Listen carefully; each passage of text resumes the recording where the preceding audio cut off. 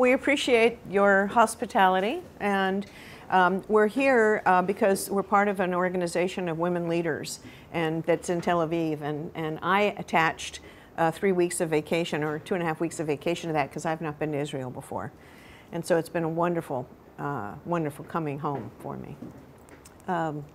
So what we thought we would do is really speak to our own history first, of how we came into this field of advising family businesses, then tell you a little bit about a case that I'm working with right now that I'm kind of finishing up with, because I think that might be a way of illustrating some of the practices that we use, and Kathy will jump in on it to talk about how she might do it similarly or differently.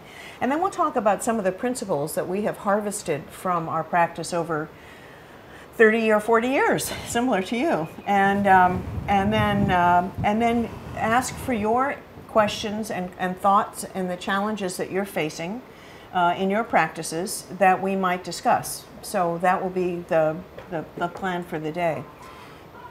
That sounds like a familiar noise. Is there a phone? Phone, yeah. Make sure mine's off too. I have a background in organizational development. I studied that as an undergraduate, organizational psychology, and then a graduate degree in psychiatric social work. And I worked for 5 years for Jewish Family and Children's Service in Baltimore, Maryland, as a child and adolescent and family therapist. So I have a background as a family therapist and a background in organizational development. And as I moved to Atlanta, following work in Baltimore and then for the National Institute of Mental Health in Washington, I began doing both consulting and clinical work.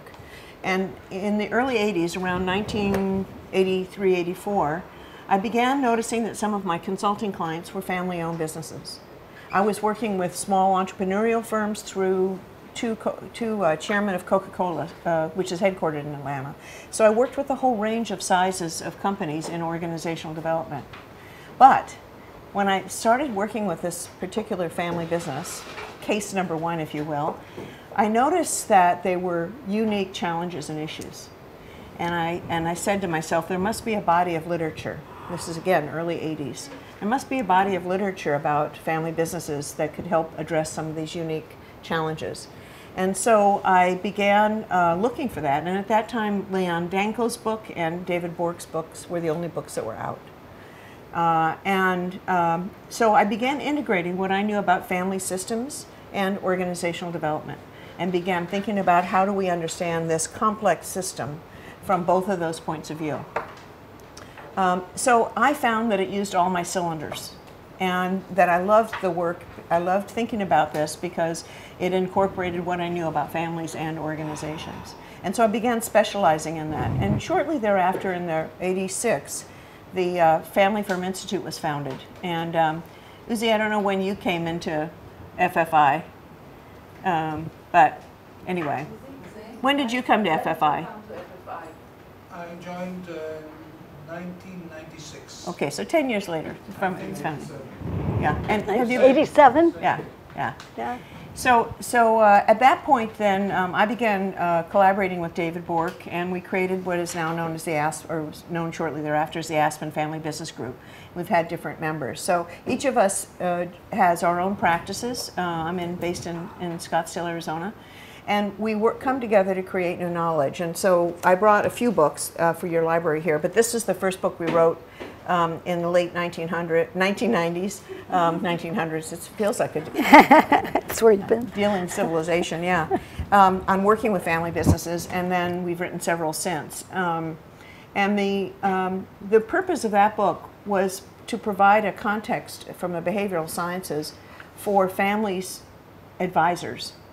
Because what we knew is that bankers, attorneys, accountants are the folks who were on the front lines of working with family businesses. And so they were the ones who had the first access to families and business and needed to understand what a comprehensive system it is, not just a business and not just a family. So my work since the 80s has been 99% with family-owned businesses. Now, what has happened in some of my clients, they've cashed out of their businesses, they've sold their businesses, and all of a sudden they have wealth, and they're worried about the impact of wealth on their children and, more importantly, their grandchildren. And so many of the clients then began saying, how do we prevent the kinds of problems that happen with families that have too much affluence, you know, this new disease called affluenza. And so, I began studying a bit about what are best practices, and so a small part of my practice is for those families as opposed to family-owned businesses. So, and then one other piece, 21 years ago, I started noticing that a number of the women in the family businesses I worked with were not invited to or did not feel comfortable to have a seat at the table in the family business. And so they didn't ask questions. They were uncomfortable asking questions in front of their husbands, their fathers, or their sons. It was like a partition in the synagogue. And so, I started a program, and we just had in March the 20th annual program for women who are in family businesses.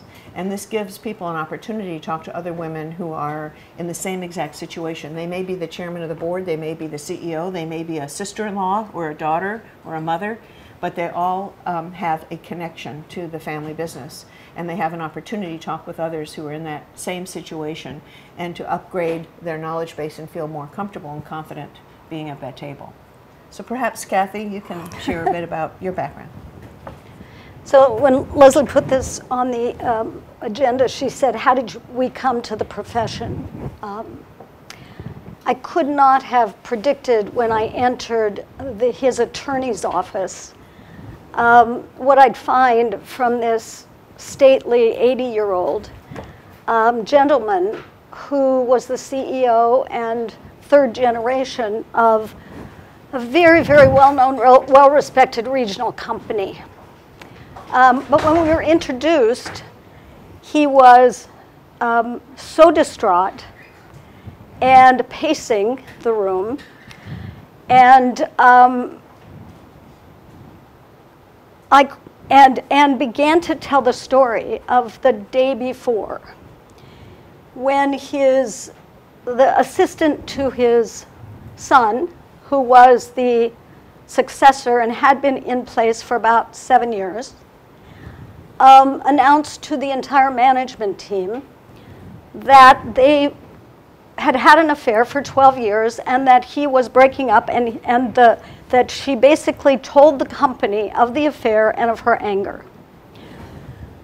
The founder, he wasn't the founder, his father was, they were in the third generation. He's about ready to be succeeded by his son, and this explosion occurs in the company.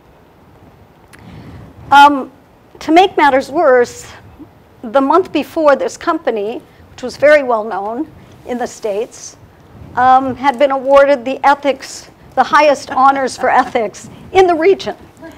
And this confusion and state of blurriness with this 80-something-year-old, he was 83 at the time, and absolutely stopped him in his tracks, and he had no idea what to do. The profession came to me, and I actually suspect that's true for many of you. I don't know, in the 80s, in the late 70s, and I think Lezlie just mentioned, it came to me. My background was psychology and behavioral theory in business and organizational behavior. I'd been doing coaching for many years. This happened 25 years ago. But when we look at the intersection of systems, the business system and its impact of the succession plan on the business and its future from the third to the fourth generation was very much at risk. The family system and the issues of shame and daughters-in-law and other brothers who were not anointed to take over the business was also impacted. But the questions that were so compelling overlapped all of those. So my point is, I mean, my background is, as I said, but it came to me. Now, 25 years ago, it wasn't really called family business consulting. FFI, when I got involved, much like Lezlie said, I scratched my head and say, oh, I guess I've been working with family businesses. Because it wasn't something I set out to say, I'm going to work with family businesses. It found me, and then the rest is history. FFI, studies, understanding more the behavioral issues that are more Subtle, but very powerful. That's my intro to you. So are all of you advisors to family business? Okay. And who's worked with family businesses more than 10 years? Okay, great. So we have some good experience here. Yeah. Okay. So one of the things I thought might be interesting would be for us to share a little bit about a case, because that way you can see how we work and we can see how there's similarities or differences. How many of you use genograms? Okay, so a genogram is basically a family tree. I was walking through the bazaar at, in Jerusalem yesterday and saw a family tree from Adam to Jesus. You know, so I thought, oh, this is interesting, a genogram. Okay. So, so this family has, we'll start with one generation here that was the founding generation. For those of you not familiar with genograms, it's a family tree. The squares are men and the circles are women. So this couple, he founded the business. It was I'm not going to say identifying information of what kind of business it is, but it was manufacturing. And he started with, in the 1940s, with materials that were second-hand from the government, and he'd buy them and resell them. And he had another full-time job. So he had two sons, and the eldest son is now in his 79, about now, and I've been working with him 2 or 3 years. And then this son is now 75. So when I met them, there was what was considered to be a fairly serious disruption between these two branches. And this fellow had 4 sons. For simplicity's sake, I'm not going to put, they were from 2 different marriages, but that, I'm getting too complicated here, but 2 marriages, and he was divorced, and he's now on a current marriage, which is his 3rd or 4th. I'm not quite sure if I can remember at the moment, because he had affairs and relationships. This guy has been married twice, and had 2 daughters. I mean, a daughter and a son from his first marriage, and then his second marriage had 2 more daughters. What had happened was these guys were in their 70s when I was approached. They have a CEO of their business who's 64, and I'm sorry? He's not a family member. He's not a family member. And they have 2 of these family members. Let's see. This guy is in the business, and this guy's in the business, okay? But they're not at high levels. So the CEO has been with the business since he was 18 years old and has grown up through the organization. And he's talking about retirement, and these 2 guys still come to the office, but the CEO runs it. There's not a strategic bone in the body of this whole organization. They're very much detail-oriented, practical people who have a commodity that they can repackage and sell still to this day and make a fortune. Because of conflict, this family is a very religious family, religious Christian family that one of the, this daughter and another member of this family have done missions abroad.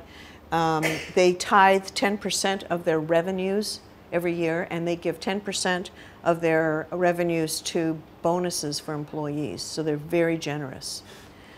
But the conflict happened, and so there was an assumption. This part of the family likes to party more. This part is more religious. Let's just make it simple.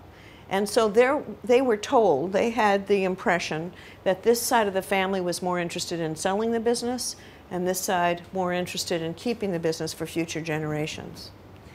So I was invited in, and the way I work, I have to be hired by the whole family. And so I do a program that's called the perils and pleasures of family business.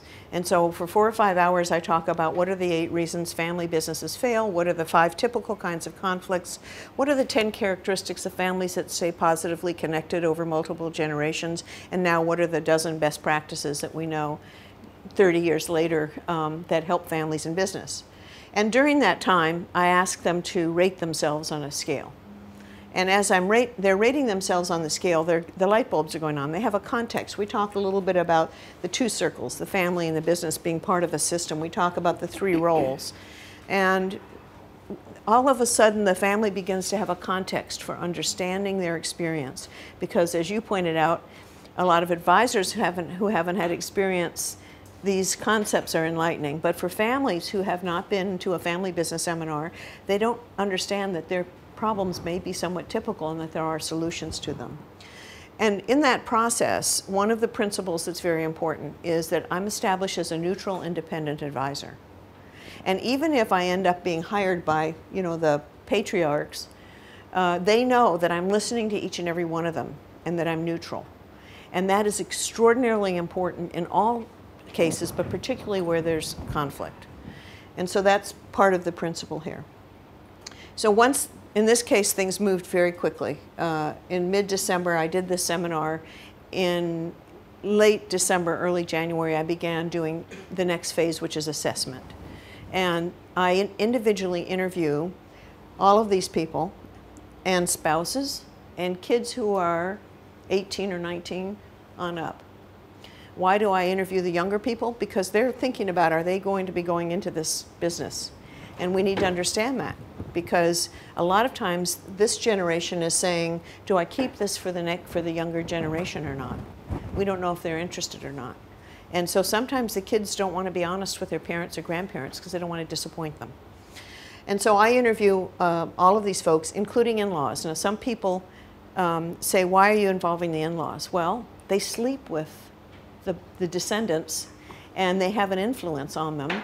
And sometimes they even have really good ideas or can be candidates or actually work in the business. And so it's very important. I look at this assessment process as getting the pieces of a jigsaw puzzle, putting that together and seeing the whole picture. And so a lot of the data comes from the in-laws as well, and then key employees that we interview. At the end of that, I spend time reviewing all of this data, and then I do what's called a planning retreat. For usually 2.5 days, I'll meet with the, most often, the elders and the next generation, and including spouses. But the design of this program depends on the situation. In this case, it was clear to me that I needed to meet with the elder generation first to make sure they were aligned. And my sense was that they were mostly aligned, but that the next generation was not going to be able to move forward together until I got them aligned. Also, there was a huge conflict between this person, this stepmother, and everybody.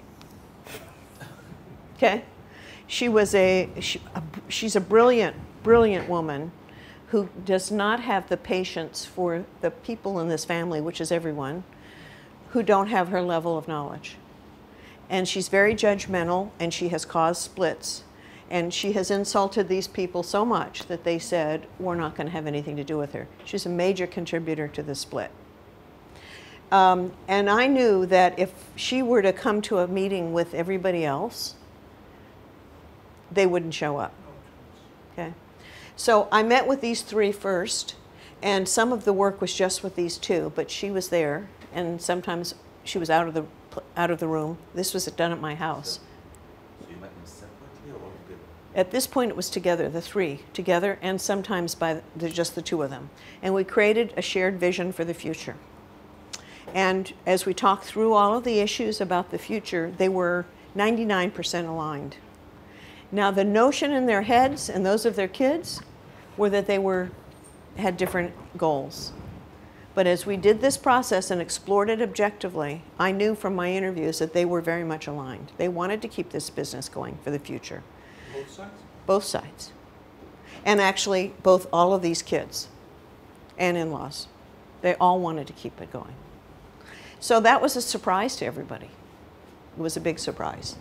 And so that's part of this process of having an objective place for people to be heard, to be understood, is to be able to then provide people an opportunity to speak their truth.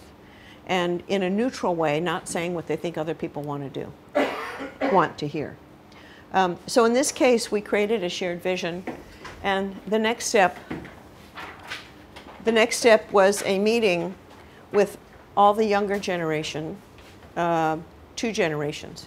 So this is generation 1, this is 2, this is 3, and then we had generation 4. So we had a meeting with 3 and 4. Now in this case, I made the decision. Sometimes I do the meeting with everybody, including all the generations. In this case, I knew that if we had the stepmother there, step-aunt, this group would not come together. So I had to exclude the fathers as well. She would not be marginalized. And so that was a decision I made. And we met and did a process of coming up with their own vision, of talking through their own process.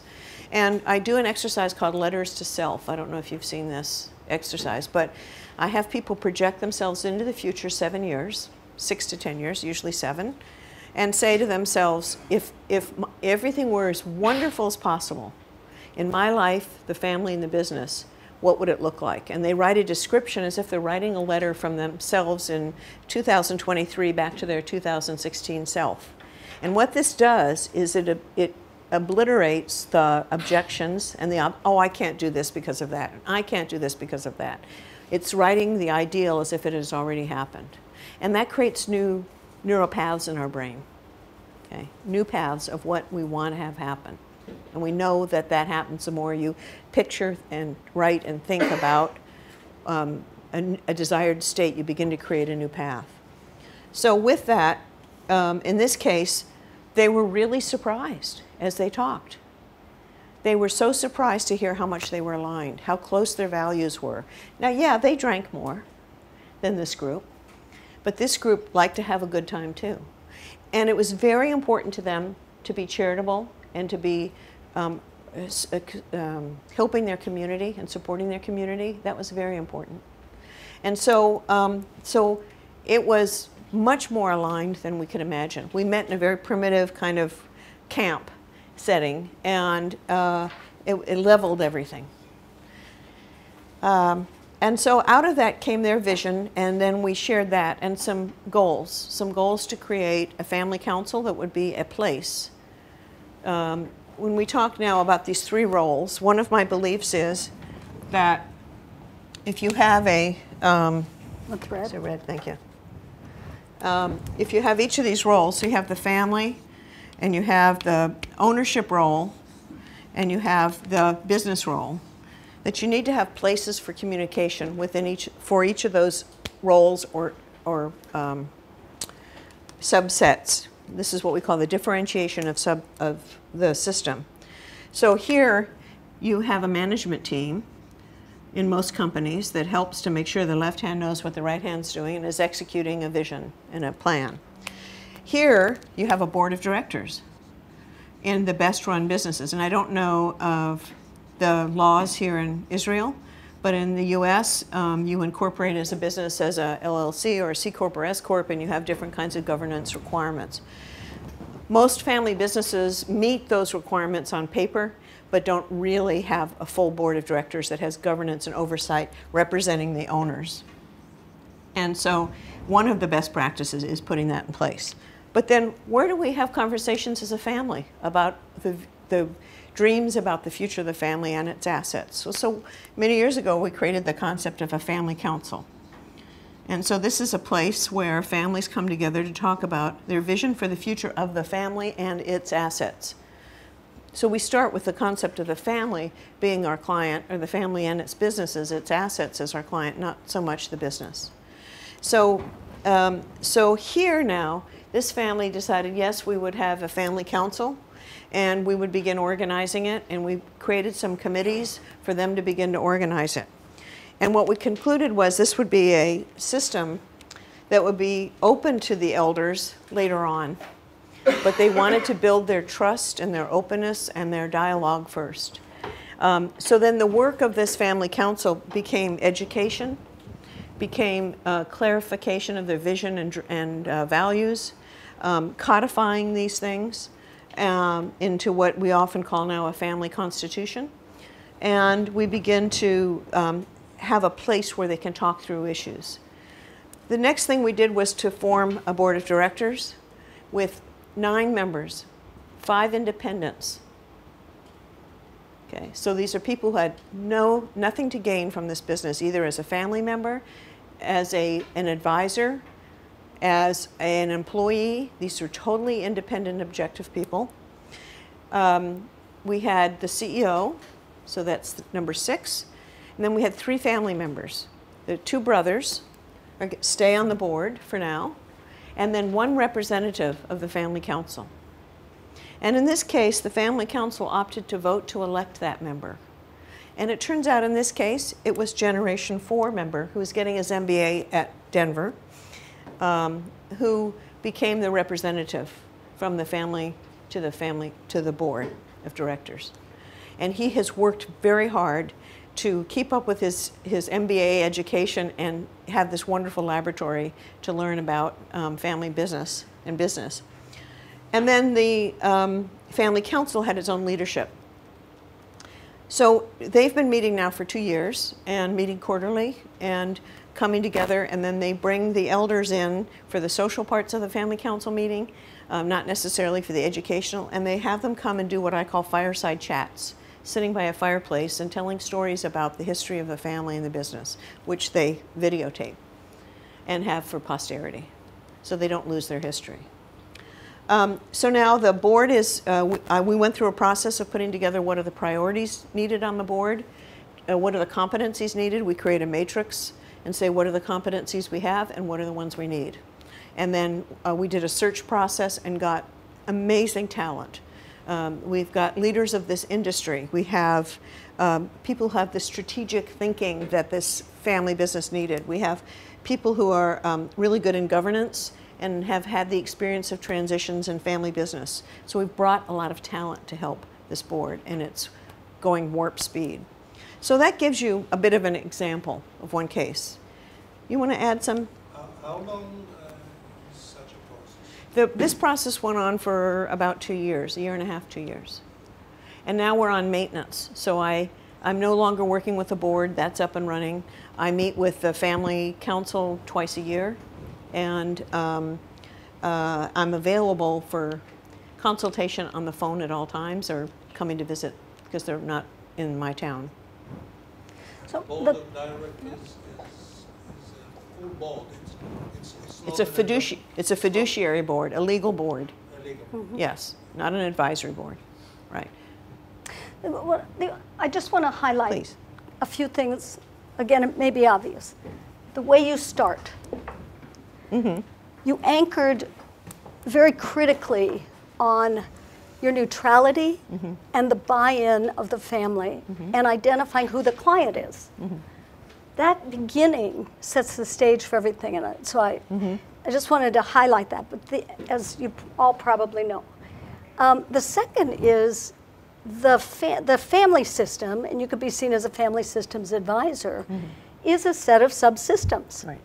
And so you recognized the issues that could occur among systems, but you broke them down Right. based on timing. Where do you unpeel the first system and then the second system, which obviously worked. Yeah. The third, you didn't triangulate or leave out the stepmother. I mean, you saw her as part of the system that you contained. So those are, just the complexity of the subsystems and when you work with them and when you don't.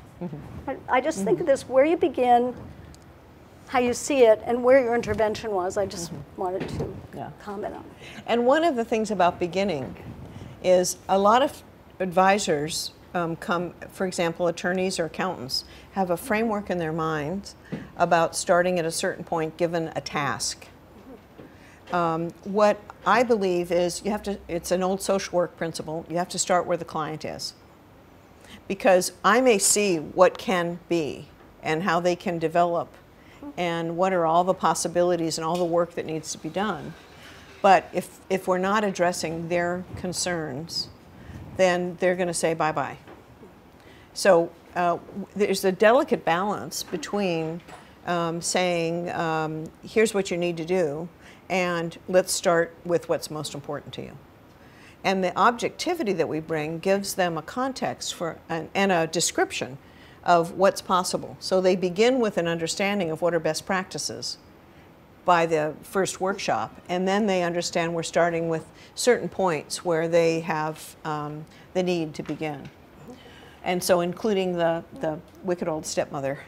But the assumptions, you walked in with, and I'm just going to talk to you about this, but you walk in with open assumptions. Right. That's another place we can get stuck, is you're making an assumption that this one's older, this one's younger, he's been married 14 times, etc. Right. And then build your jigsaw puzzle from the interviews without assumptions. Right. So that also, because we've seen cases where you walk in with just a slight assumption that has no relevance, and it can throw the project off entirely. So, So there's a concept called differentiation, and this applies to individuals as well as systems. And we come from the background of Murray Bowen. Are you familiar with Murray Bowen? Yeah. So Murray Bowen is somebody who is fundamental to most of our work. And when you think about first the differentiation of individuals in the developmental stage, one of the challenges in family business is how do you, there's a Native American expression that goes, it's hard to find your place in the sun in the shade of the family tree. And so if you grow up in this family business, it's hard for you to know who you are versus the business or the family. And so one of the pieces of advice we give to everyone is to create a policy in the family council that reflects on how does one enter the family business. And a best practice is for people to work 3 to 5 years outside of the family business before coming into the business. Because then you differentiate yourself. You know who you are, you know what's important to you, and you know what your skills are. If you grow up in the family business and you work there from the day one, you think, gee, am I successful because I'm a member of the family and I have the last right name, or am I successful because of my own competency? And plus, what's projected onto you by other people, other employees who say, he doesn't know anything, he's here because he has the right genes. So we believe that differentiation of individuals is important. And as Kathy was just saying, you differentiate the subsystems. We're going to treat the business like a business. We're going to honor the role of owners and have a oversight through the board of directors, and also honor the family and say, what is it we want as a family? Now, in my experience, many times families say, all we talk about at dinner is the family business. And so how do you find a place that is just for the family? And that's a difficult discipline. But the family council then says, people who are not part of the family business are legitimate members of the family. It doesn't have to be just about the business. But if you're not working in the family business, you can know what the whole family's up to. You can take a role in the community. You can help in a role which we call the other CEO, the Chief Emotional Officer. Okay? And oftentimes this is played by a matriarch, but it can also be played by a male or a sister or a cousin. And this role, in my experience now, if you don't have, it's as important as some other strategies in family business. If you don't have a chief emotional officer and you have good business practices, you may still fail. Because the chief emotional officer is the one who everybody goes to say, I have a problem, or we have a problem. And the chief emotional officer is the person who carries the tradition, who has the holidays, or makes sure the holidays are attended to. When that person dies, when the matriarch dies, oftentimes we see the family and the family business fall apart because nobody steps into that role. So succession for that role is as important, in my opinion, as succession of other leadership roles. Okay. What are some other principles that you found? So I would only add one more thing, because I like this case as a great benchmark, and that is you've taken your case from at this generation. Frequently, once we're in the relationship with the family and we're doing a family council, and they're identifying this common vision, which you help them do at this level. Sometimes I'll begin that by going to the grandparents level. So for those of you who understand genograms, and it isn't as complex as it seems, but we hear stories from the father or grandfather about his parents, where they came from and what were those stories, and also from the mother. Now these were splits, so I'm not sure in this case, to look at the higher level of genogram, the grandparents, because the stories actually tell a picture of patterns of values that can be either misinterpreted or not seen clearly until you get more higher context. So for instance, one of my clients who's an Italian family, for generations back, lived on a compound, had a compound. It was assumed, but it was unconscious, that the compound was a place where if you failed, you could come back to. It was a safe place for the family. And the issues when I entered this family had to do with the fact that Dad is forcing all the nephews and nieces to go to school to be an engineer so they can all join the company. And there was all this hazagaza around the conflict about, we don't want to, do we go away for 3 or 4 years? Well, yes, but as long as it's engineering. So there was this tug in the family, and in going back the generations and learning this silly thing, which nobody paid attention to, which is the family always had a family compound. We were able to see that as a pattern for this global engineering company that Dad he grew it so the family could be there. He actually created the company so that the family could get, but that was being misunderstood. So once it could be reframed to realize that the business is the compound. And you guys can go off and do your thing as long as you know we're here. All that conflict went away because it was sitting under the surface, but we didn't have awareness. So sometimes you can find keys to patterns by going up a generation. That's the only, I was going to draw it, but it doesn't. Yes. Yeah. Going back to the board of directors, who is the chairman of the board? In this case, the younger brother is. This was an interesting process. The older brother had been the chairman, and we were moving to this new board, and they had had an advisory board before. And on the advisory board was only one person who moved on to the board of directors, the fiduciary board, and that was a banker in town.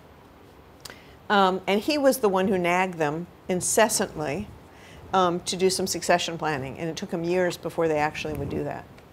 So the older brother had been the chair of the advisory board, and they had talked about the fact that it was going to be the younger brother's turn.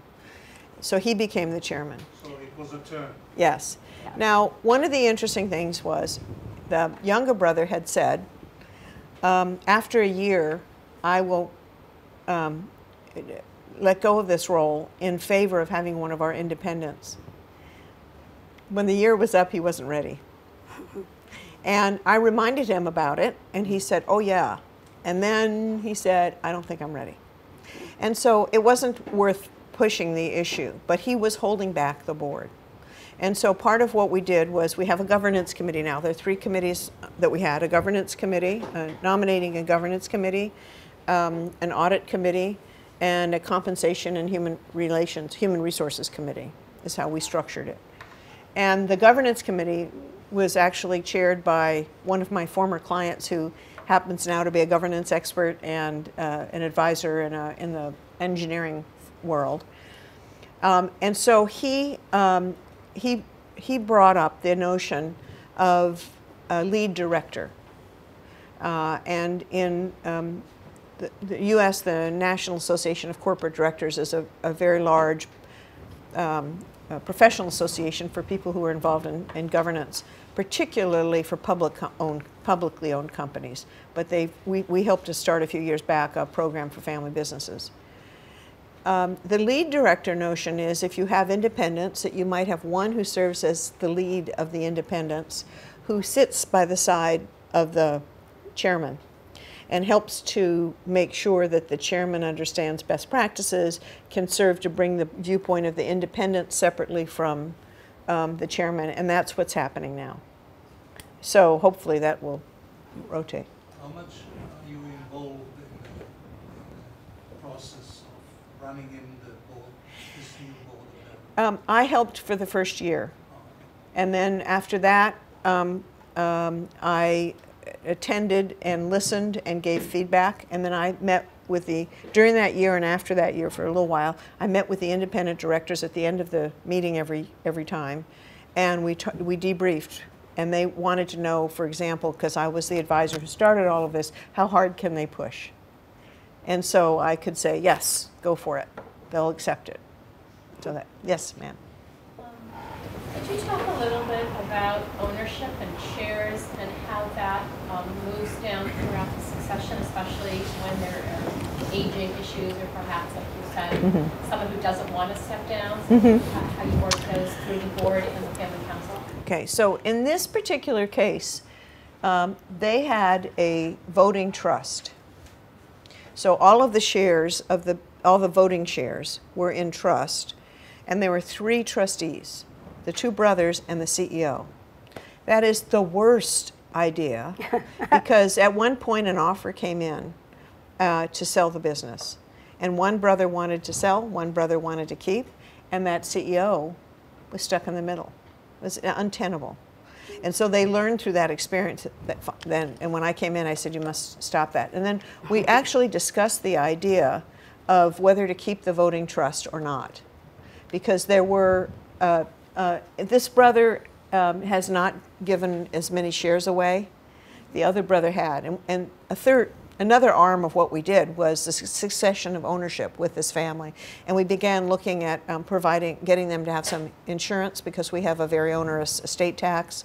And so they bought some insurance. They began talking about the transfer of voting shares and how aggressively to do it and how they could afford to do it. So that was a whole nother arm that was going on concurrently. But was that happening in the family council?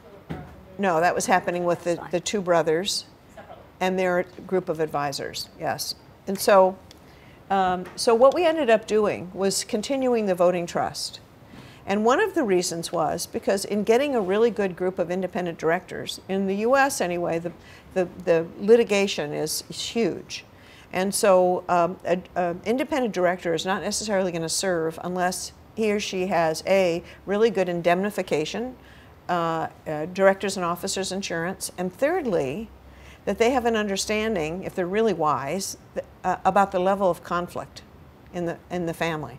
If there's a high level of conflict, they are likely not to take it on because the most common lawsuits in privately held businesses are among shareholders.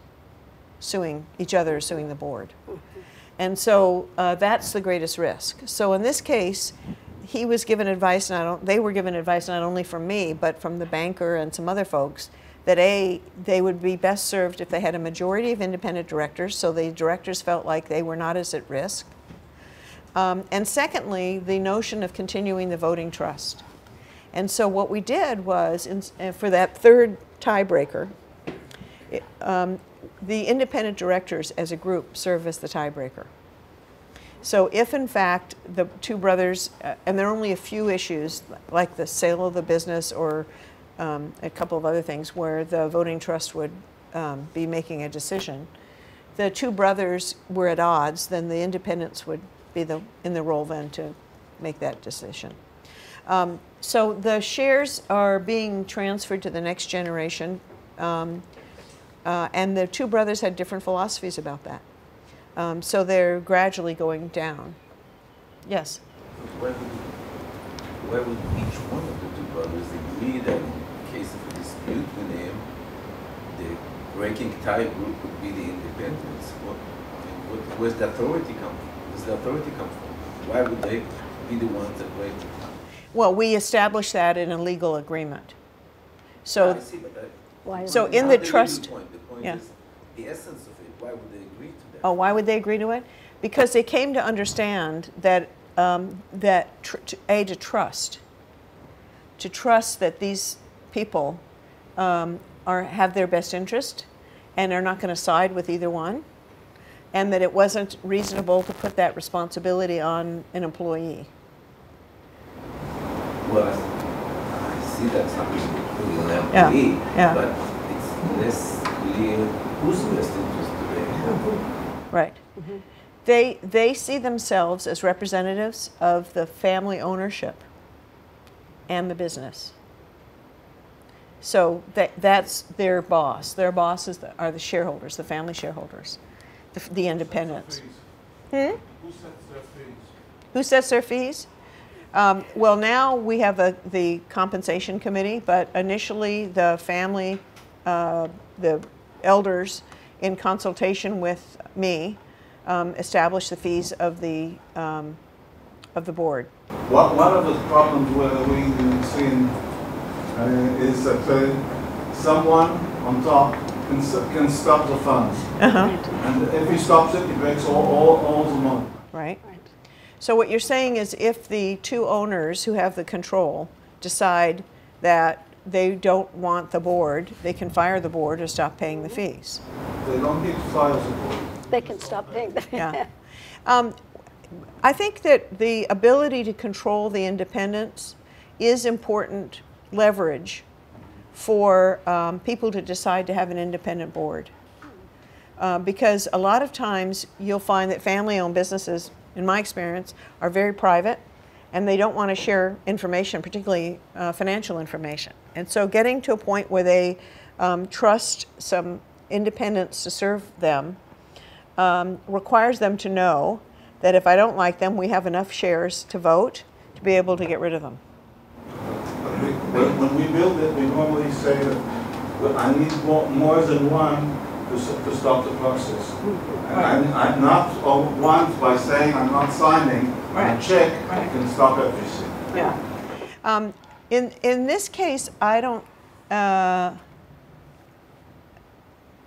think the authority to compensate rests with the actual writing of the checks, the CEO, the CFO, but the authority to hire and fire the board rests with the shareholders. And so at this point, it would take both of them to terminate it, both of them to make a change. And I don't think that by not writing a check that this board would quit. Yeah. Okay. The two equal parts basically of the family, and one say wants to sell and the other wants to sell, doesn't want to sell.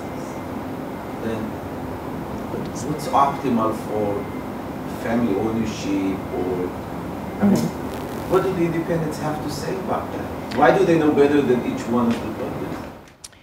They're providing a view that has, they may not know better than either one. About the brothers' interests. Right, but what they do, I guess several-fold, is part of our process is to have them get to know the whole family, and that represents the next two generations who own, in some cases,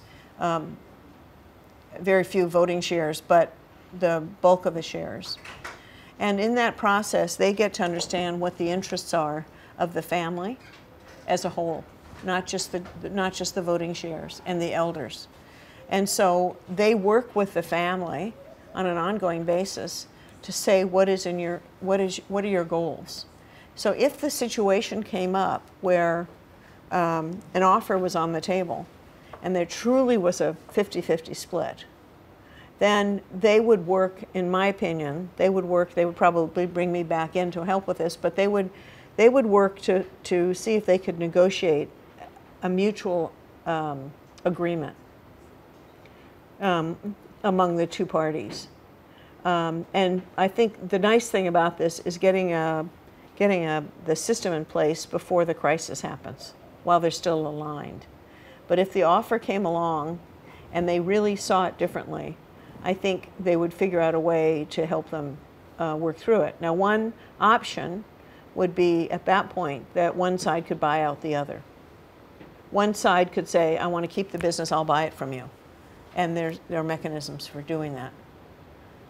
Do you have some other thoughts about that? A couple. One, I think the essential pivotal thing that was subtle is the quality of this board and how much respect, or in some ways awe, the brothers have for this board. Because in the end, I think you're right.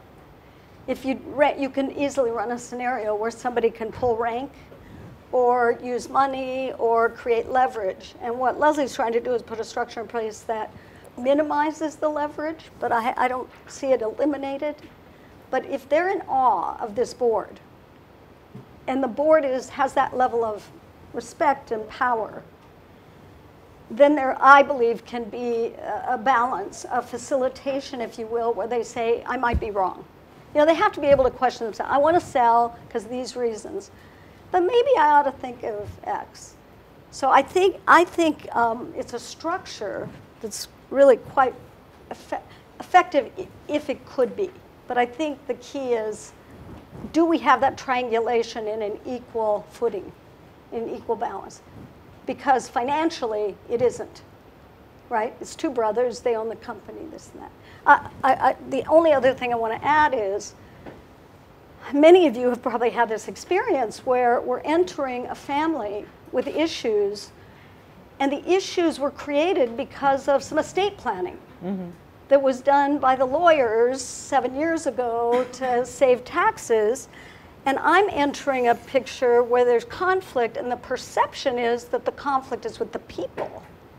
And it really isn't. It's with the structure that was put into place by the attorneys and the estate planners and the accountants, who are very pragmatic, but didn't bring us in to help peel back what could happen. So the unintended consequences can be very, very dangerous, especially if the estate plan is something they can't change. And I have that right now, where the fourth generation is running the company now, but the clock is ticking because at some point in time, the land that the business stands on is going to be shifted to a different entity, and it has greater value than the business. So, you know, I'm not going into that case, but I'm sure you've all seen where there are unintended consequences with other advisors, including psychotherapists, including, you know, others. But I think, to build on that point a minute, one of the concepts that I think is really important is, in this field more than almost any other field, you need to have an integrated team of consultants or advisors. And a lot of times you have an accountant over here, an attorney over here, and they're not working together. And so a lot of our work is about bringing the team together and really saying, let's look at what the goal is. In this case, we had 3 or 4 attorneys involved, depending on what the issue was, and myself, and we pulled together to say, okay, we need to do the estate planning, and then we had the attorney for the corporation who was helping to make some modifications to the way the structure of the organization was. So I think that level of integration is really critical. You had a question. Can you tell us a bit more about the relational communication and psychological behavioral issues that you dealt with in the family? You touched a lot on structured taxes, legal boards, and you know, one of the dimensions that I've kind of alluded to here with the what I call legitimizing structures here, and the reason for that is we have to have a legitimate place for communication for each role. And so when I talk about what helps communication, because that's at the bottom, the fundamental foundation of relationships, there are 3 things that I have found that help in family businesses. So one piece is structure, another is safety, and the third is skills. So the structure is to have a place where you know you can have the communication. Because a lot of times people will say, they'll have an argument over who said what or when was something discussed. And if you have these multiple hats you're wearing and you're together at the office, but Shabbos dinner you start talking about something and say, I don't remember you saying that. You didn't tell me, you told somebody else. And so one of the issues is that we have a place that we know we're going to talk about things, whether it's in the family council or the board or in our team at the office. So having that structure where we know we can talk about it. The second is safety. One of the challenges, if you've traveled, you've been on an airplane and somebody sitting next to you has told you their whole life story before you've sat down and buckled your safety belt. And because why? It's safe, because you know you're never going to see this person again, so I can tell them all my problems and issues. So families, ironically, are not safe. Because my brother, if I say something wrong, my brother may hold it against me for the rest of my life. And so people feel very hesitant to be open and candid in front of their family because of the elephant memories that some people have, and the projection and misinterpretation. So if I say something and my brother misunderstands me and doesn't really listen and hear what I have to say, or he projects, oh, it's my baby sister, you know, what does she know? It's not safe. And so part of the process of this work is creating a safe environment so that people can be open and candid and deal with the truth. And one of the pieces that we start with this seminar that I do is part of creating a container for safe dialogue. And so once I've listened to them, I've reflected back my understanding in our individual interviews. We've begun that process of helping people understand that their viewpoint has validity. Whether they're right about an issue or wrong about an issue is another matter, but that they've been heard, that they've been understood, because I reflect back what I understand, then they feel trust and they feel the ability to be more open and candid. Okay. So then part of my job is transferring that sense of safety to the whole system. So in the family council, in the first meeting, when I met with the Gen 3 and 4, I began teaching them skills, which is the third one. And the skill that I teach them, first and foremost, is to paraphrase. To reflect back in my own words what I hear somebody saying. And it takes me 20 minutes now. I used to do a 2-day workshop for Coca-Cola on how to listen. And I've distilled it down now into about a half an hour of teaching people how to paraphrase and then to practice it. And when they start doing that with each other, it creates safety.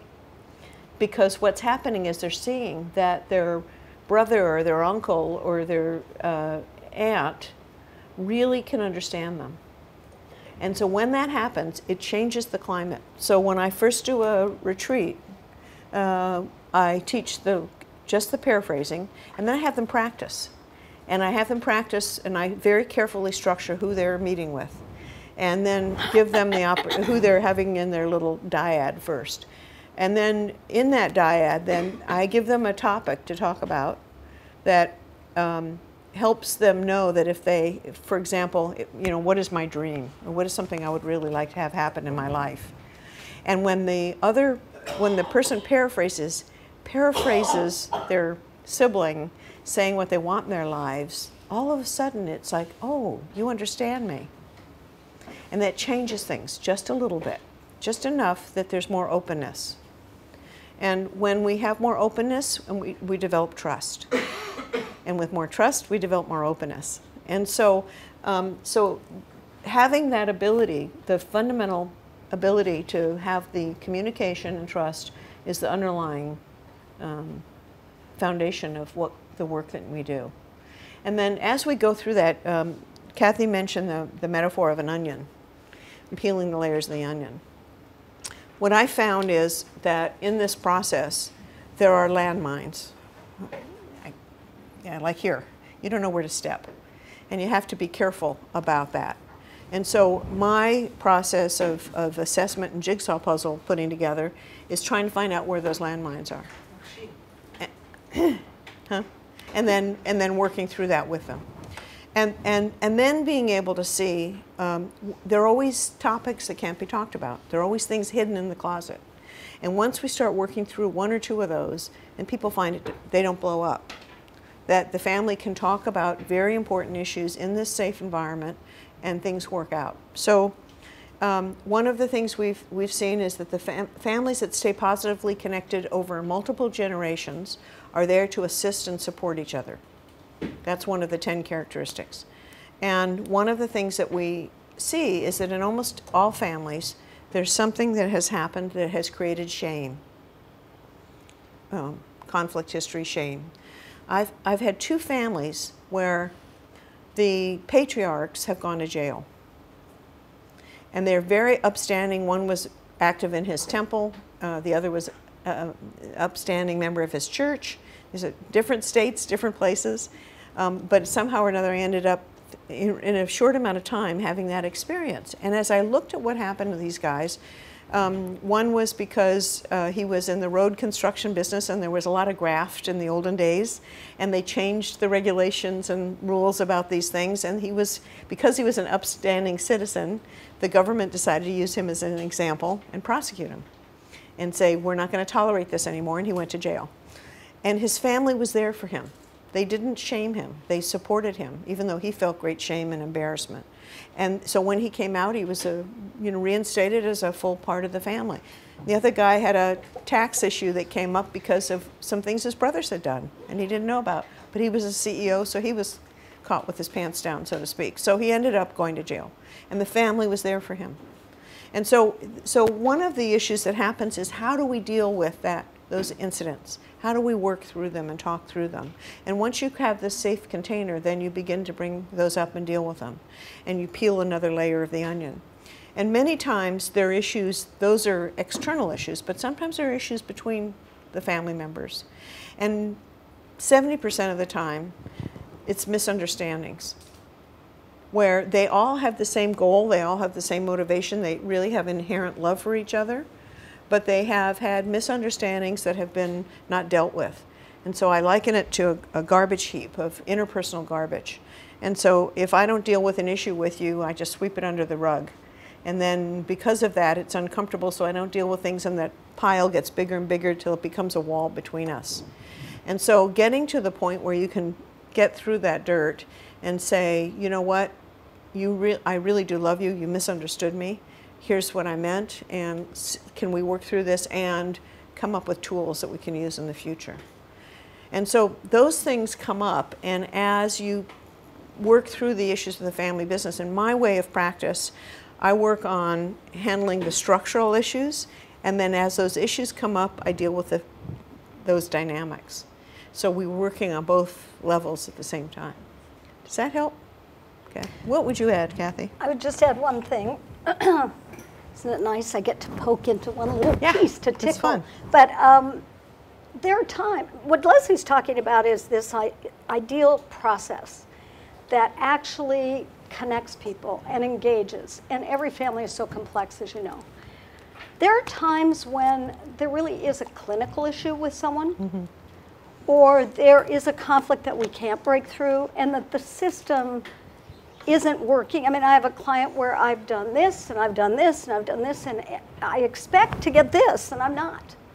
So then I have to peel back again and say, what am I missing, and all of that. But there are times, in my experience, where, and this is where having other colleagues is important, where I may isolate an issue that is infecting the family in ways that are unpredictable, and work on that coaching or psychological component, or bring in other advisors to work in that case. So there's some that sometimes have to be peeled off, much like Lezlie did with the second wife, but was able to do it systemically.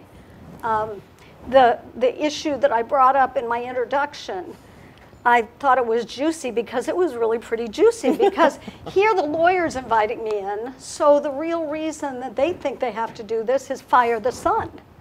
But he's the successor. And he's made this brouhaha with this company, so he's got shame in the community. But they've also got this issue with the son's wife. And he's been having an affair, and she didn't know, and it's been 12 years. So, you know, looking at where one begins. Because I think the assumption from the attorney was going to be, help him figure out how to fire his son. And it wasn't that at all. So, because the ramifications of that are so great. I guess I'll add one piece that goes back to Leslie's case. Data is key. getting enough data about the business, about their history, about how each of them is feeling. And it's just a little easy, particularly because some clients don't have the appetite for it. It's easy to rush that first phase and miss data because you think you've got it all.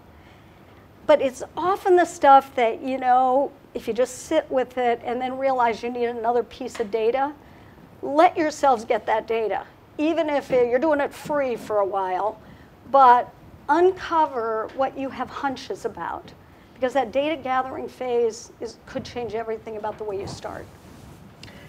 You know, another problem that I've seen frequently is addiction. I have met 3 or 4 families out of the hundreds I've worked with that don't have a problem with a compulsive disorder. Okay, that's it. Somebody in the family has a problem. And it may not be a principal, but somebody does, and that affects the whole system.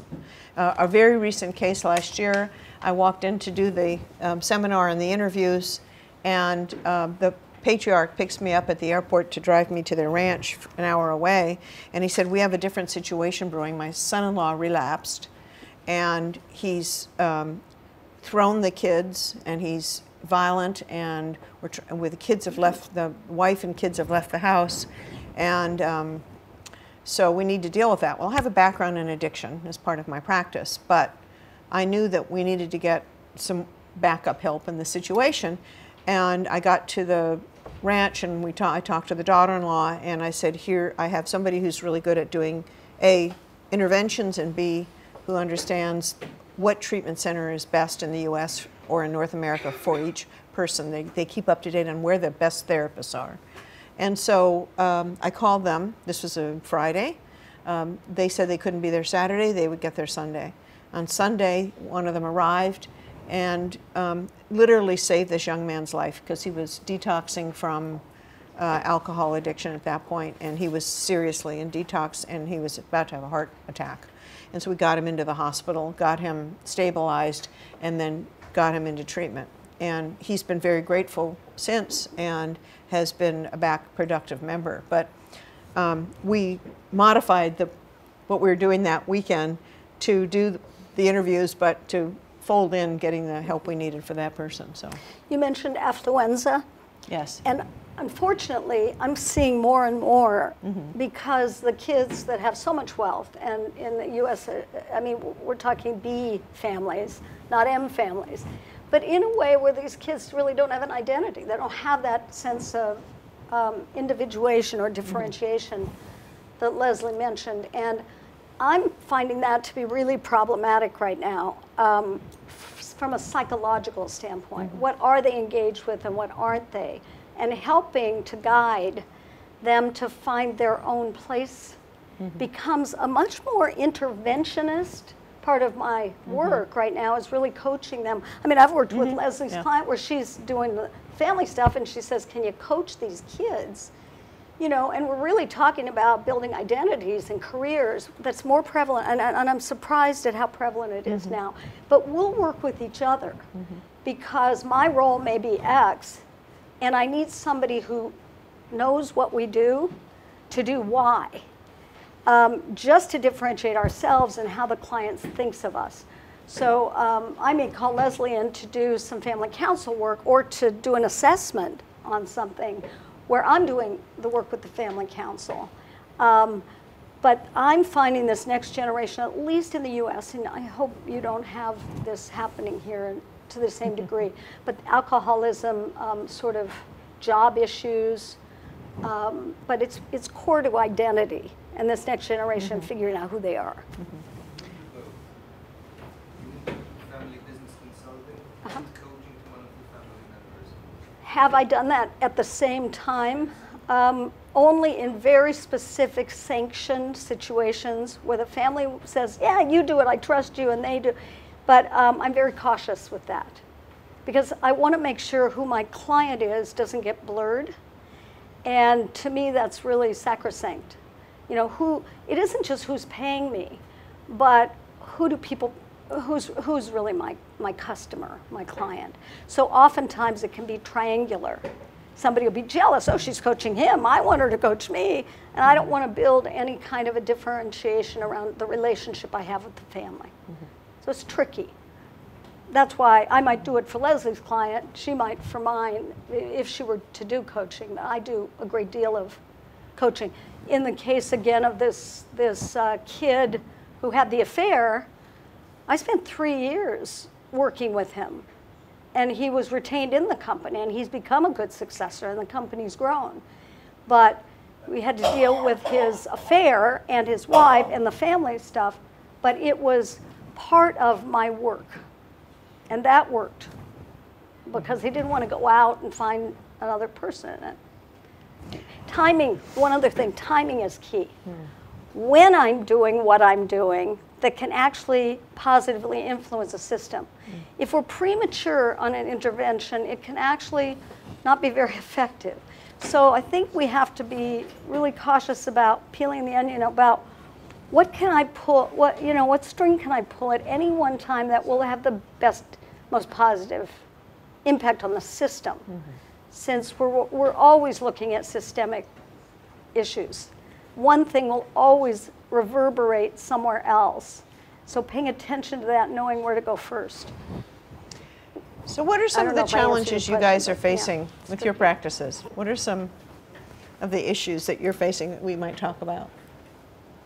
I had a case that I was working with. Can you speak up? I had a case when I was working with a father who was also over 80, I don't know the exact age, and 2 sons. And there was a 3rd son that was in the firm before, but he left the firm. And they wouldn't let me interview him. They wouldn't let me get in touch with him. And his missingness was very obvious. He's there. He was there. Very much in there. And the issue there was very interesting. One brother wanted to merge, would be bought out by a firm, the old firm, by another firm. The father didn't want, and the other brother was somewhere in between. And most of what I did there was to prepare them to be bought out. And they went into a very good procedure, but the 3rd brother was never in.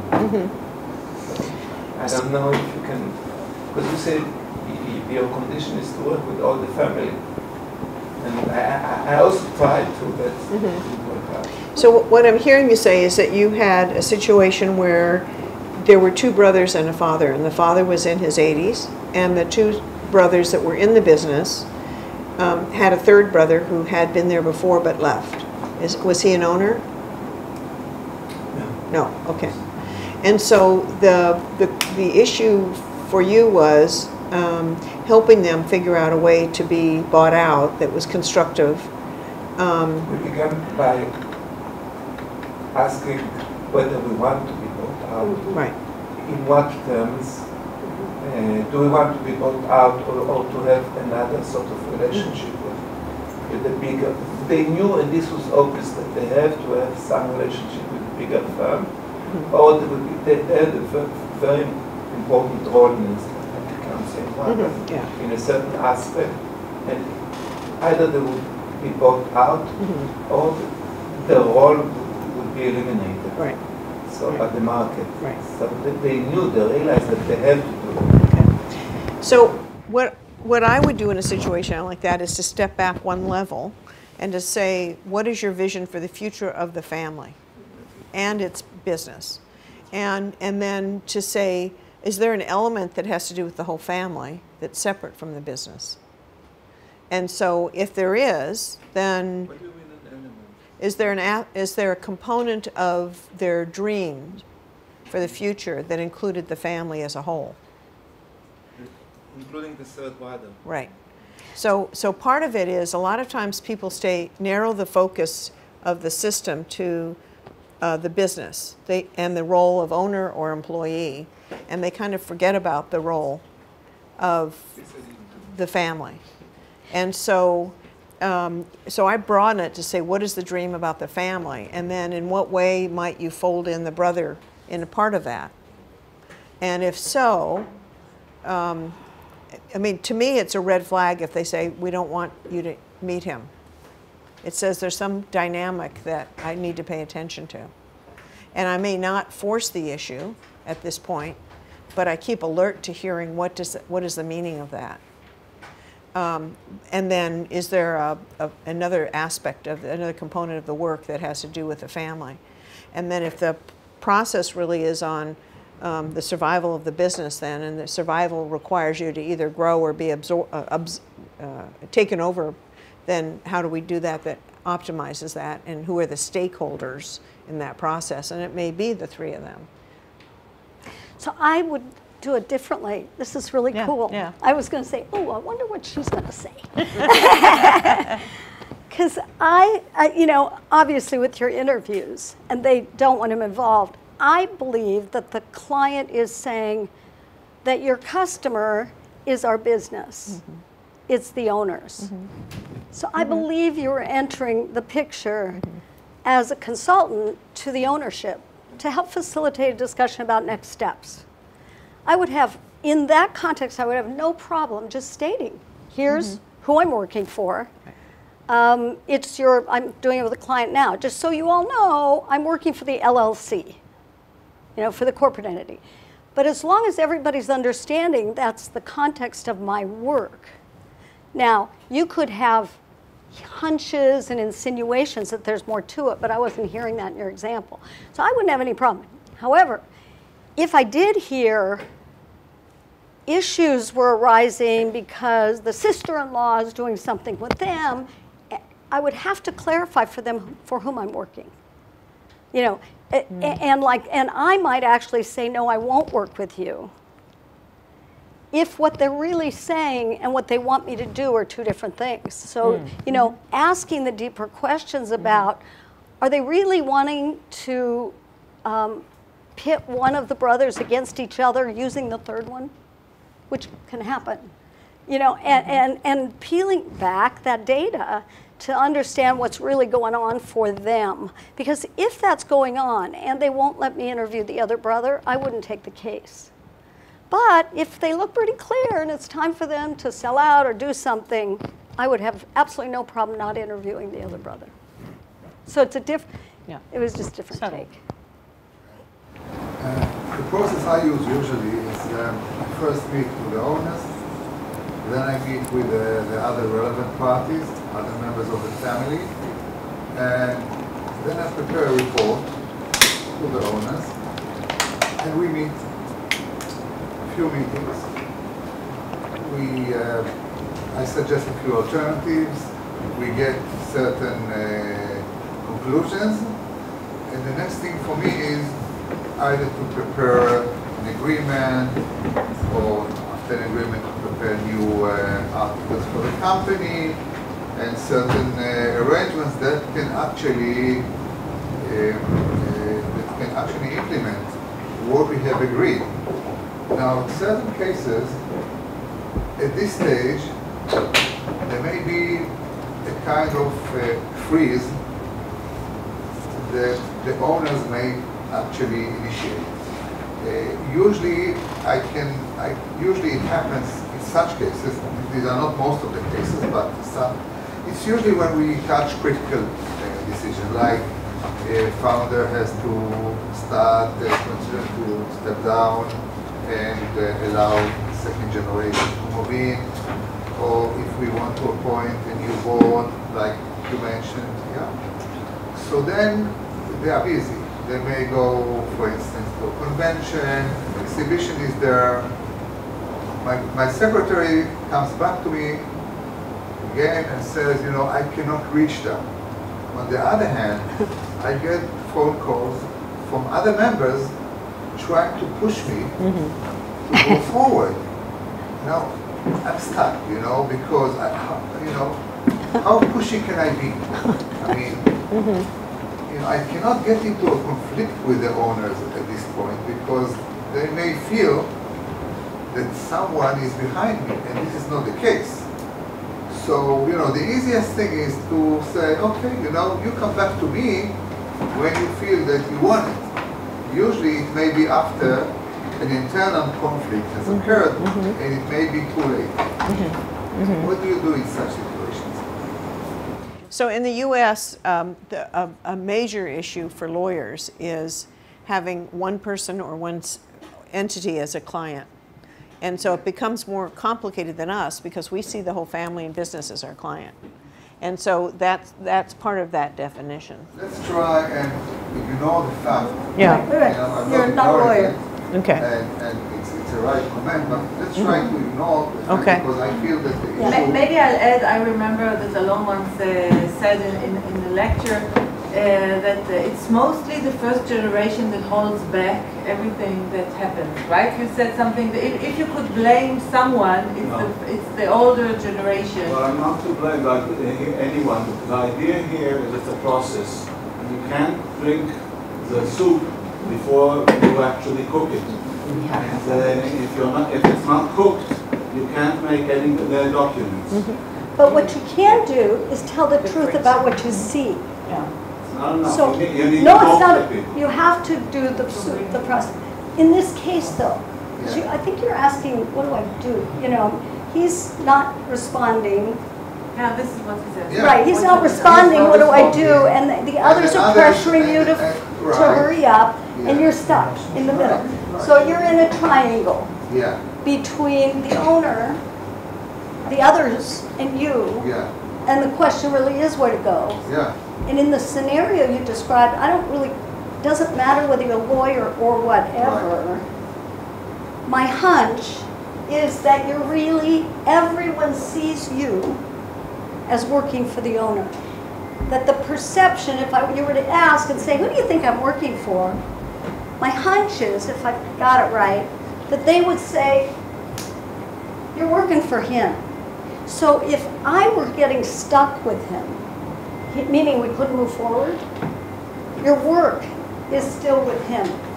To help him loosen up, to help him trust, to help him make the baby step next. He might perceive, oh, you're going to get involved and we're going to go to here. But I think, so there are two questions. Do people perceive in the system that your customer is really him?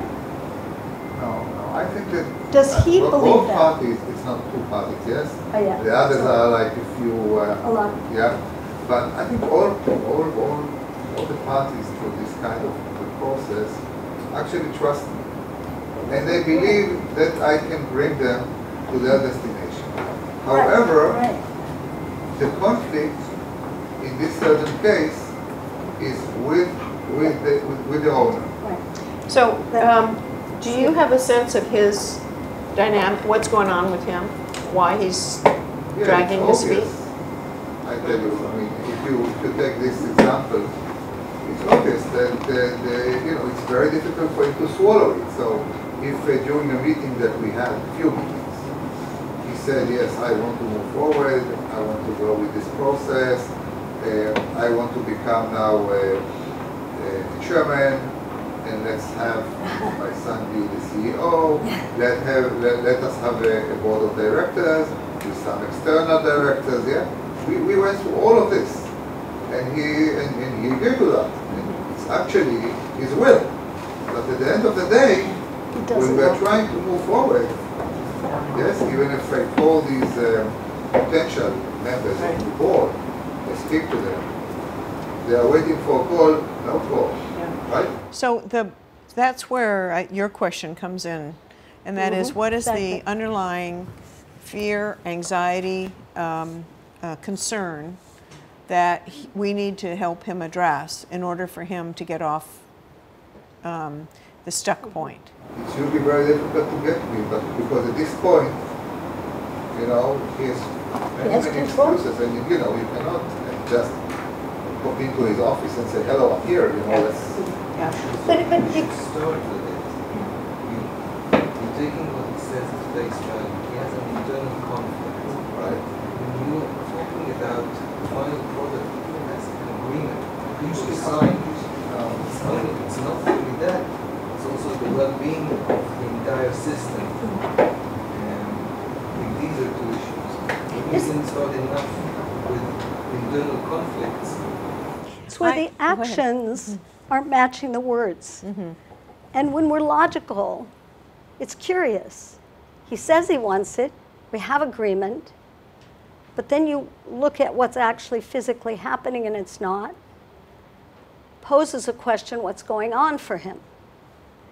Which I think was just brought up. It's a resistance to change. I mean, it's one thing to agree to something logically. It's another thing for us to act on it. So my observation is working with him to simply ask more questions. If he lets you in, if he takes your appointment, and he's probably not doing that. So. Nava said before was basically that the stronger someone is, we normally find he's weaker. He's not willing to give up his power. And he'll play all the tricks in the book in order not to give up the power. So the work is with him. Very much. Yeah. And with everybody surrounding him that can affect his decision. As we have 20 more minutes, I think maybe please could you say some things about, maybe even warning a newer field, like most of the people are within their first years or decade of consulting family businesses. What would be the major warnings for you to give these consultants, or even, learning from your mistakes 30 years ago? Yeah. Just give some critical points of things to avoid or things to do as key lessons for a newer field. So I want to go back to this case as an example of that. And one of the things that we look at is, what is the resistance about? Change. And why? To your point, giving up power, why? What I find is oftentimes resistance has to do with preserving dignity. And if I see this process as going to reduce not only my power, but my sense of self and my dignity, then I'm going to, may not be aware of it, may not be conscious about it, but as advisors, we need to understand versus judge what this is about. And then is there a way to help this person preserve his dignity and change? This is change the path. And I find that this is a two-handed process in my experience. On the one hand, it's helping to be sure that we're very clear about what his dream is. There's a tremendous power in the dream and the vision. And for many elders that I've worked with, the dream is about perpetuating their legacy and their identity over multiple generations. And what's most important to them in their 60s, 70s, and 80s, particularly for men, is that there's a continuity of what they've done, that the foundation they've created continues beyond their lives. And so if we can begin to help tie this set of actions to accomplishing his dream, it helps to reduce the resistance. That's the one hand. The other hand is to raise anxiety enough so that they're willing to act faster. And the way that you do that is around helping him realize that if he doesn't act, he may lose the opportunity to perpetuate his dream. And so what are the realities that happen that could cut off his opportunities? Something happens to him. And so we look for ways of highlighting what I call beer truck roulette. You can be in the best health, you can be robust, you can be taking great care of yourself, but the beer truck can come around the corner and hit you tomorrow. And if these things aren't in place, then your dream will not happen. And I have many examples that I can offer to my clients, and I look for people in his circle where it's happened. Where somebody had a great plan, he hadn't signed the estate plan, and he was flying in his own plane, and he had a heart attack and died, and everything went away because of years of planning and work and the business and the family, because he hadn't signed the document, because he wasn't going to die. And so really understanding one's mortality and how close that line can be is, I find, raises anxiety enough to help propel action and having the dream on the other side. I agree. Yeah. I agree. You had a question. Yeah, I just was wondering how you address the whole process when in the middle the business starts to falter, because I've had this happen a couple times where you start up on the process and you've got things more or less in place, and then when the business starts to falter for whatever reasons, and then the family just goes back to their previous way of operating, and what do you have to say about that? Well, the question I heard was, you're in the middle of some work and the business starts to falter, and that stressor causes everybody to sort of go backwards a bit. They're not retaining it. And I think that happens far more than we family business consultants see, because we spend a lot of time on the family issues, and the business is so directly influencing that system. That overlap, that intersection can be overlooked. So, I mean, I have one case where a couple of daughters came in and said, you've got to get Dad out of the business. He promised to give it to us 6 years ago. We're working like crazy people, and he's not leaving. He's still in the corner office. So I said, you want to hire me to fire your dad? And basically they said yes. And I said, well, I can't do that, but let's have a meeting. So when I got the dad and mom in their living room with the two daughters and the other daughter, and my first question was, how's business? And it completely exploded the entire question of whether they should take over. Because what occurred in subsequent meetings was this story about how the business has been losing market share for 5 years. Nobody's talking about it, and the dad doesn't want to give a failing business to them. They all thought it was personal, and he was power hungry. So the answer to your question, which isn't one answer to me, is really exposing the truth. In other words, if you have a family council and you can talk about it, to be able to say, isn't it interesting? Let's look at what we've learned over the past year. What are the benchmarks and the anchors in your family values that we want to make sure don't move? Because it seems like we've had some backsliding. So it's being the mirror and an observer to their system and where they are, to me, that can help them relax a little bit and go back to what's important for the family. And then strategize about the business. Because if they're all stressed, they're not going to be clear strategists. Hope that helps. What are they anchored on that they're losing, that are, that the stress is causing them to doubt? Go back to where the lever point is. That's one idea. So because we're talking about an integrated system, if the business isn't doing well, it does put more stress on the family. If the family's not doing well, it puts stress on the business. And so part of our assessment initially has to be about the health of both parts of the system. And so, and we have to shore up sufficiently whatever the weak leg is to make sure that they can stand on both legs and move forward. And so we start with a baseline of where the system is and where it wants to go. And then we develop a plan to get there. And so if, in fact, during that process, we see conditions creating weakness on one side, then we have to regroup whoever is the primary stakeholders for that and say, what do you do about this? And how do we address that? One of the pieces that suggests an answer to your question is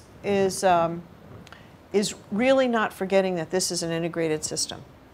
And it's so different than other human systems, and that we really have to always be mindful of all the stakeholders and the entire system. And so that goes to your question as well, or your comment as well, that we have to know the lay of the land and where the potential problems are going to be. And even if that isn't a problem with the brother right now, when there's rigidity in their thinking of what's possible, then that rigidity is something we have to pay attention to and say that may be a limitation.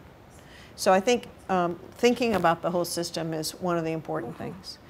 And a second piece for me that I've learned more and more recently, if I have a discipline that I operate from, which I do, in terms of doing my initial meeting with the whole system and then doing my assessment as beginning points, if a family tries to get me to change that approach, that then I'm in trouble. That's a mistake I won't make.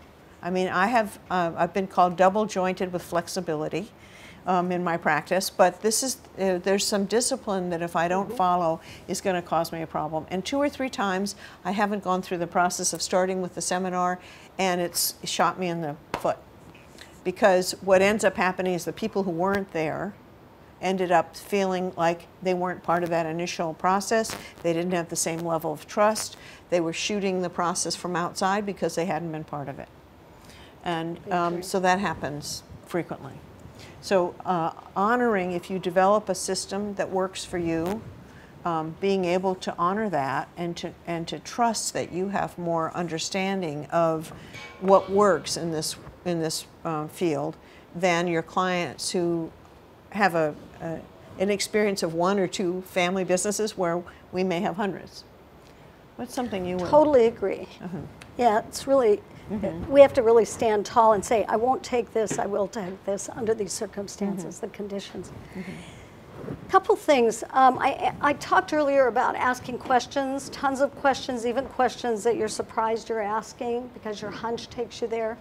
Because I believe that if we can be very, first of all, if we're very educated and have these skills, and we understand and can see systems just in our minds, asking questions becomes so key, because I often talk about solving to the right problem and where one starts.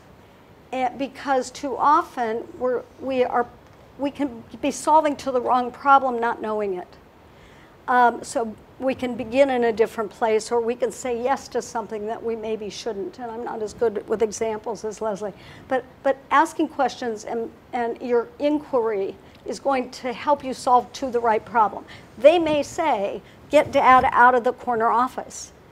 But it's unpeeling and being curious to really wonder, what are they really saying, that helped me solve to the right problem. And in the end, they did buy the business, and in the end, he was out of that. No, he kept that office, actually. But he did, you know, it worked because I started in a whole different place. So my warning is, make sure you start in the right place. And if your hunch says you're missing something, don't start it yet.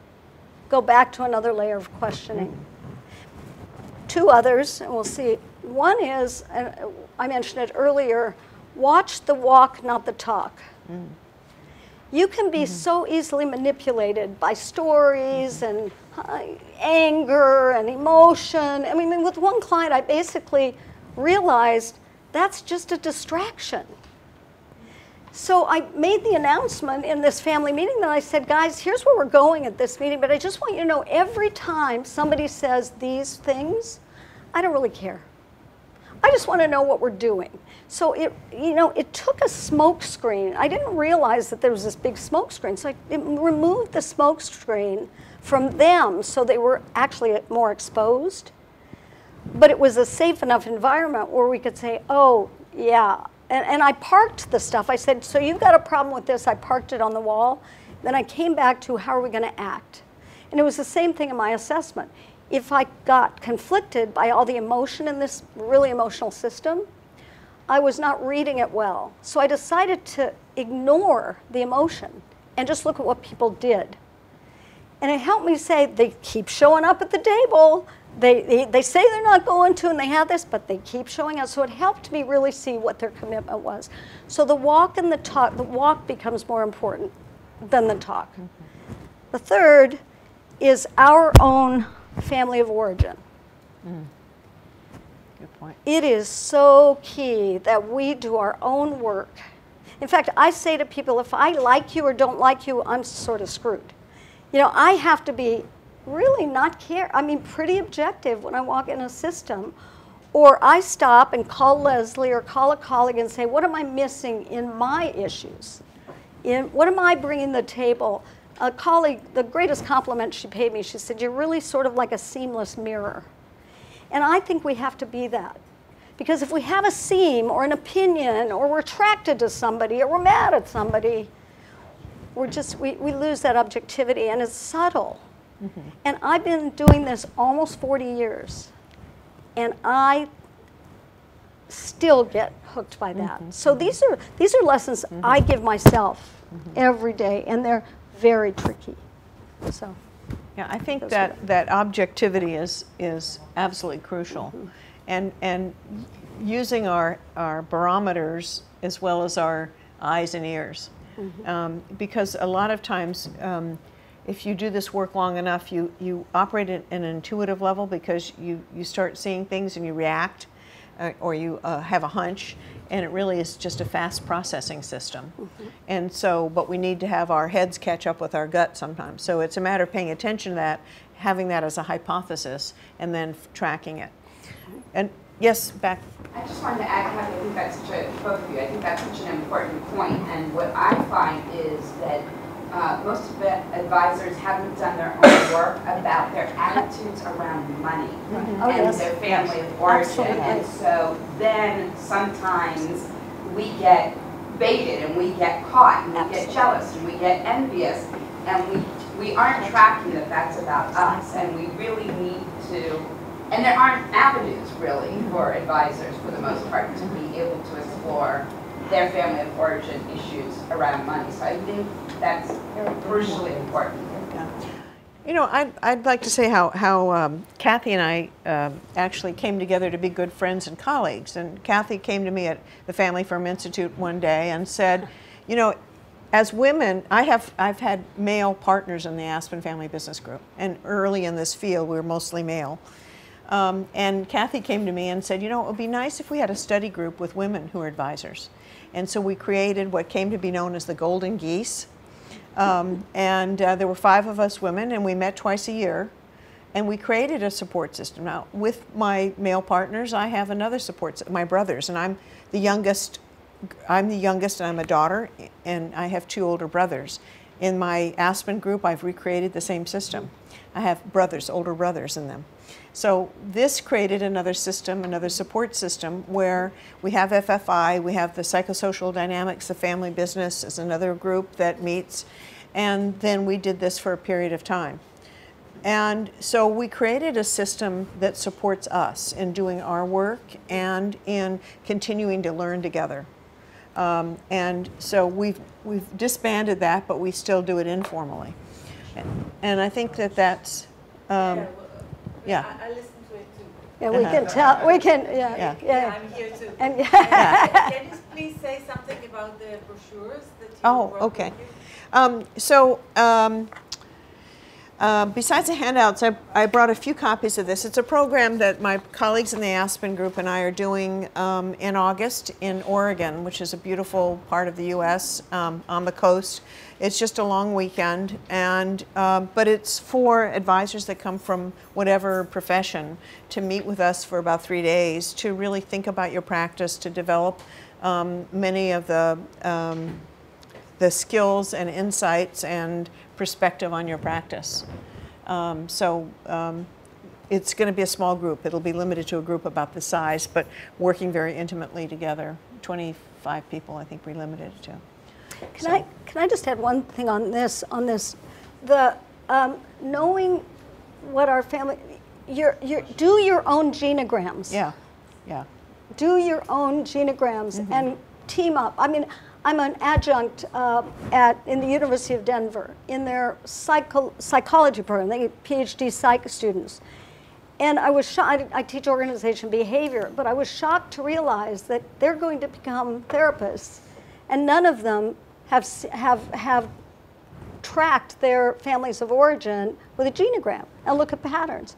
So I would just highly recommend, it's really fun, but if you haven't, do your own. Yeah. And lastly, the last piece of this handout is Family Business Best Practice Assessment. It's a tool that we based on this book, which was the last book. We wrote this for families and business about 3 or 4 years ago, Keys to Family Business Success, and it has the concepts that we have found over the past 20, 30 years to be the best practices in family business, and it's written at a layman's level. So I'm giving 3 books to the library here, so you'll have access to it.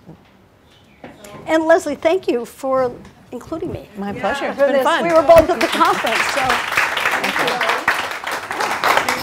Oh, thank you. thank you very much. Token of Thank you. appreciation, and we hope to initiate, maybe a program for advisors, and maybe I don't know, a support system here. I don't know, something for sure. And we thank you for your experience and your generosity in sharing it. Thank you. Our pleasure. Pleasure.